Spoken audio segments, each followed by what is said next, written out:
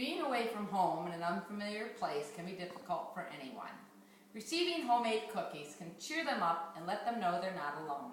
Today I'm going to show you how to package homemade cookies so that when they're mailed, they arrive as fresh and unbroken as the day you baked them. The supplies you're going to need for this are homemade cookies, one sturdy container, plastic wrap, bubble wrap, shredded paper,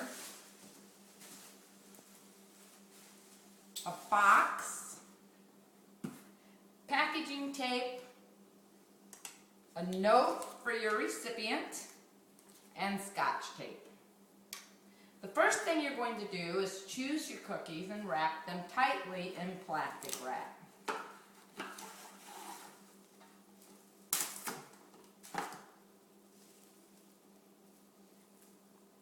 Wrapping your cookies in plastic wrap will help to keep them fresher. And when you wrap your cookies, a good thing to do is to put the flat sides together. That does help to keep them from breaking. Okay? So you're going to go ahead and you're just going to wrap your cookies tightly in plastic wrap. Another thing you want to consider when you're sending someone homemade cookies is what kind of cookies you're going to send them. Of course, you're going to want to send them something that they like, but you also should think about you're going to want to send something that doesn't spoil or break during shipping. A good example of cookies that wouldn't spoil and break during shipping would be chocolate chip, oatmeal, or peanut butter.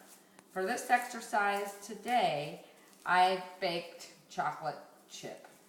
Okay, so there you have it. Once you get them wrapped, then you're going to put them in your container. Okay, so you stick them out in here like this. I like to pad my container with bubble wrap. That just gives it a little extra push so the cookies don't break. As you can see, there's still some empty spaces in here. You're going to want to fill those empty spaces with shredded paper. The reason is because you don't want those cookies to move around. It's when they move around is when they break. So fill your empty spaces with a little bit of this shredded paper that you have.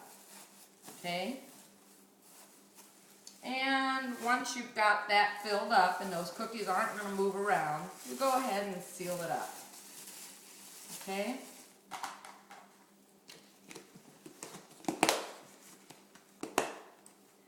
After I've filled my container, I like to put my note to my recipient on the top. I just like to add a note just to give it a little personal touch. Okay? Now your container, your cookies are filled up. You're going to go ahead and wrap your container in bubble wrap. You go all the way around.